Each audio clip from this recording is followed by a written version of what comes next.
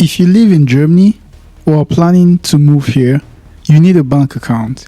Not all banks are created equal. Some big name banks are hitting new lows this year. We are talking hidden fees, app failures, frozen accounts, and maybe even kicking you out of the bank for absolutely no reason given. In this video, we'll walk you through the 5 worst banks you should avoid in Germany. That is, if you don't want to be stranded. The first on the list will shock you as major players aren't safe. If you're ready, let's delve in. Now, we're going to be starting from the 5th and then down to the 1st. So you want to stick to the end of this video to find out who's sitting in the number 1 position. Now, the 5th is Volks and Raiffeisenbank, which is known for its inconsistency and expensive rates in banking. So it's actually friendly and appealing to the locals. But one thing you should know is that the service depends on the branch. So in the real sense, it's one bank, but every branch in different parts of Germany has its own policy, which shouldn't be so. It should be that since it's one bank, every policy should be in sync with the entire branches. But in the case of Volks and Raiffeisenbank, the reverse here is the opposite. So here are some quick facts you should know about Volks and Raiffeisenbank. No uniform policy across branches. Each one operates semi-independently. Also, some still charge for incoming SEPA transfers or account statements on a monthly basis. And here there are taxes, which varies widely by branch. And the last point here is pushy loans. So what this means is that they tend to make you take loans, like they push it to you, like if you need loan, and even when you say you don't need, one way or the other, they still have a way of like selling it to you, and maybe you might key into it and take a loan. Now, next up is Targo Bank. One thing you should know about this bank is that they've got an aggressive upselling and outdated systems. Another thing you should know about Targo Bank is that they're known for pushing insurance and credit upsells, and also their tech is nothing to write home about, as it feels like they're still living in the past. Now, here are some quick facts about Targo Bank. Several complaints about lack of transparency on overdraft fees. They've got also the same problem with pushy loans. Paper statements also are charged at €2 per month. There's also inactivity fees on some cards. So what this means is that if you don't use your card or frequently, they're going to charge some fees on your card. Also, they're rated 2.3 out of 5 on Trustpilot. This is to tell you that they are really not doing well, and there have been lots of negative reviews on this bank. I mean, I see no reason why if a customer isn't using their bank frequently, you should put like charges on them. If you like a quiet banking life and don't want to feel like something is being sold to you every time you walk into the banking hall, then Targo Bank is not the right bank for you. Next up is N26. Now, N26 is known for account closures, no communication with its customers, and compliance cracks. If you follow N26, then you will know at some point they were ruling the online banking sector until when customers started having issues with transactions. There were negative comments on platforms like Reddit where customers talked about closure of their account or not being able to reach the customer service. Most times when they call, it just falls on deaf ears. Some other things customers complained was that some citizens of certain countries were unable to open accounts with them. Some, even when they opened, they just closed their accounts for no reason. Even worse, they were penalized by BaFin for AML failures in 2021. They're still under supervision up until now. So if you value your money and your peace of mind, then you should consider using a different bank other than N26. Now, next up is Deutsche Bank and Postbank. This bank is known for IT chaos and regulator warnings. Due to the migration in 2022, there have been lots of issues which is still affecting it up until now, which is causing so much issues with the bank and its customers. There have been well over 550 fresh complaints between the year 2024 to 2025, which led to the inquiries being opened by BaFin on failed transaction.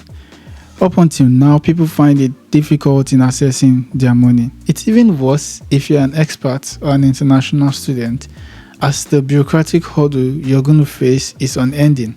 Plus, English services are limited, if at all they offer any. So you need to think twice before you make the decision of opening a bank account with Deutsche Bank or Postbank. Now, before I reveal who bosses them all, do consider subscribing to my YouTube channel by taking out this time to hit the subscribe button, as well as give this video a thumbs up by liking this video and share this video so it gets to a wider audience. And that way, I'm also motivated to make more insightful videos like this one. If you're ready and you're done with doing that, then let's get back into this video. Now, sitting comfortably in #1 position is Commerzbank. This one is really personal to me. Like really personal, because I was kicked out of this bank. You heard me right. I was kicked out. Yes, your boy was sent packing out of this bank. Now, I'm going to get back into that story. Commerzbank is known for fee hikes, service meltdown, and closing people's accounts without any reason whatsoever. Now, Commerzbank quietly launched a €5 monthly fee on an account that used to be free in 2025. When it comes to customer service, people complain about calling for 30 to 40 minutes unanswered, and then the call gets dropped without their complaints getting resolved, which is not supposed to be so. On the aspect of closure of customers' accounts, I reached out to a couple of international students who shared stories with me that the accounts were closed by Commerzbank. I felt like it was as a result of them maybe committing an offense or something, or maybe they went against the bank rules and regulation. But this was not the case, because I asked all of them the same question, and all of them were kicked out of the bank the same way, in the same manner. Like, the first person talked about her account just being closed. She got a letter, an email rather, telling her that her account will be closed from this date. So if she tries to do any transaction, it's not going to work. So she has so time to get a new account. And she was worried, like, because if you're getting a new account, then you have to go through the hassle of the thing you did initially when you opened the account, like the whole bureaucratic process. So I thought it was just her, and then I reached out to like other persons who complained, and I noticed that it's not just these persons who talked about being kicked out of Commerzbank. There are so many persons who were kicked out of Commerzbank for no reason whatsoever. And now I felt I was saved, not until I got an email telling me my account won't be existing from a particular time. I think this was a month back. My account will cease to exist, and if I don't do the necessary things, then any transaction I try to make won't pull through. And I was really surprised at what's going on. Like, I haven't done anything wrong, so why would you kick me out of the bank for no reason? So I got an appointment, went to the bank, and I asked questions like, I deserve to know why you're telling me to leave your bank, or why you want to close my account. It's just normal in every country or society you go to. And the person in me, like the brave guy in me, came out, and I was asking questions, but they kept telling me they have no obligation according to law whatsoever to tell me the reason for closing my account, which is really strange to me. It's the first time something like this is happening. I was really surprised. I was in the banking hall for at least an hour because I really wanted to know what made them kick me out of the bank. If you're kicking me out or closing my account, it should be for a reason. I should be able to know. But up until now that I'm making this video, no reason was given whatsoever. So I made plans and switched from Commerzbank to the present bank I'm using now, and it took like a whole process because of account closure.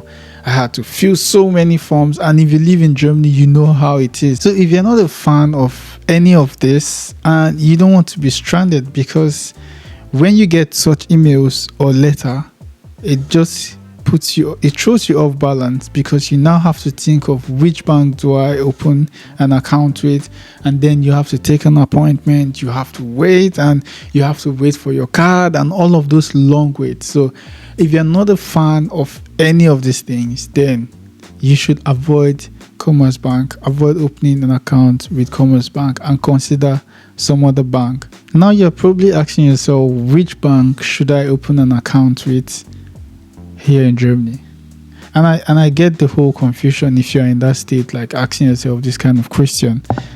So as of now, I recommend opening an account with either C24 or Revolut.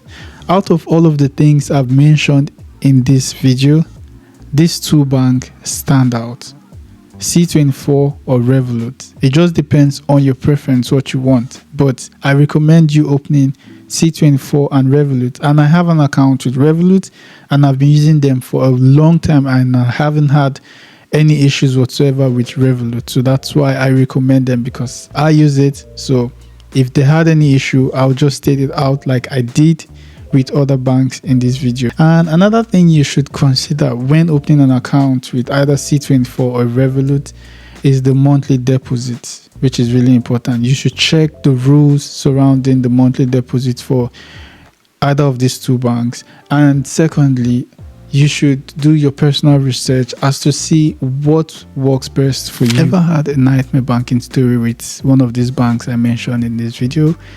Do well to leave it in the comments. I would like to know, and so people can learn from your experience. Also, if this video helped you in avoiding a bank trap, then do consider giving this video a thumbs up by liking this video and sharing this video so it gets to a wider audience. That way I'm motivated to make more insightful videos like this one. If you're yet to follow me on Instagram, I really don't know why. Do well to follow me on Instagram at SammySticks. And if you're yet to subscribe to my YouTube channel, do take out that time now to subscribe to my YouTube channel, join the community, join this beautiful family. Until the next time, I love you guys. Stay focused, stay motivated. Adios.